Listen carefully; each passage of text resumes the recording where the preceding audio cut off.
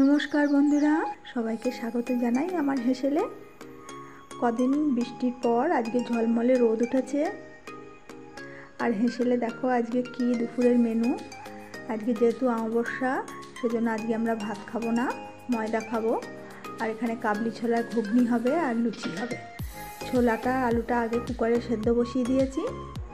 আর এখানে আদা, টমেটো, কাঁচা লঙ্কা আর একটু আদা, নারকেল এগুলো কুচিয়ে নিয়েছি।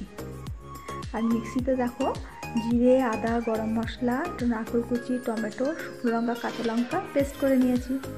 আর কড়াইতে তেল দিয়ে জিরে, তেজপাতা, শুকনো লঙ্কা ফোড়ন দিয়ে মশলাটা দিয়েছি। পরিমাণ মতো হলুদ, লবণ, মিষ্টি দিয়ে ভালো করে কষিয়ে নিয়েছি। তেল ছাড়া অবধি ভালো করে মশলাটা কষিয়ে নেব। নিয়ে এবার সেদ্ধ করে রাখা ছোলা আর আলুটা দিয়ে দেবো। দিয়ে আর একটু নাড়াচাড়া করে ভালো করে ফুটিয়ে নেব।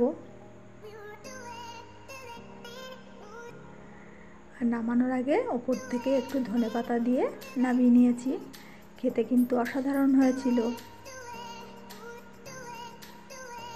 দেখো আমার ঘুগনিটা হয়ে গেছে, পাত্রে নামিয়ে রেখেছি।